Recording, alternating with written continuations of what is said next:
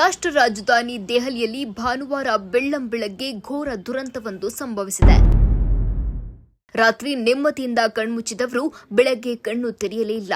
ವಿಧಿಯಾಟಕ್ಕೆ 9 ಜೀವಗಳು ಬಲಿಯಾಗಿದೆ. ಹೌದು, ದೆಹಲಿಯ ವಿವೇಕ್ ವಿಹಾರ ಪ್ರದೇಶದ ಜನವಸತಿ ಕಟ್ಟಡವೊಂದರಲ್ಲಿ ಮುಂಜಾನೆ ಸುಮಾರು 3 ಗಂಟೆಗೆ ಭೀಕರ ಬೆಂಕಿ ಕಾಣಿಸಿಕೊಂಡಿದೆ. ಗಾಢ ನಿದ್ರೆಯಲ್ಲಿದ್ದ ಜನರಿಗೆ ಏನಾಗ್ತಿದೆ ಎಂದು ತಿಳಿಯುವ ಮೊದಲೇ ಸಾವು ಅಟ್ಟಿಸಿಕೊಂಡು ಬಂದಿತ್ತು.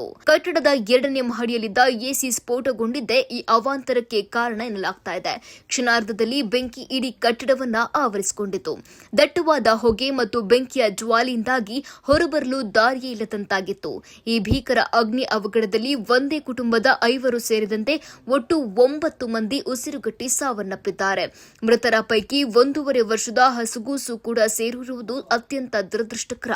ಅಗ್ನಿಶಾಮಕ ದಳದ ಸಿಬ್ಬಂದಿ ಸತತ ಕಾರ್ಯಾಚರಣೆ ನಡೆಸಿ 20ಕ್ಕೂ ಹೆಚ್ಚು ಜನರನ್ನ ರಕ್ಷಿಸಿದಾದರೂ ಈ 9 ಮಂದಿಯ ಪ್ರಾಣ ಉಳಿಸಲು ಸಾಧ್ಯವಾಗಲಿಲ್ಲ.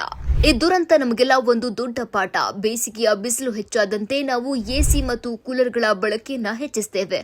ಆದರೆ ನಿರಂತರವಾಗಿ ಎಸಿ ಓಡೋದ್ರಿಂದ ವೈರಿಂಗ್ ಬಿಸಿಯಾಗಿ ಶಾರ್ಟ್ ಸರ್ಕ್ಯೂಟ್ ಆಗುವ ಸಾಧ್ಯತೆ ಹೆಚ್ಚಿರುತ್ತದೆ.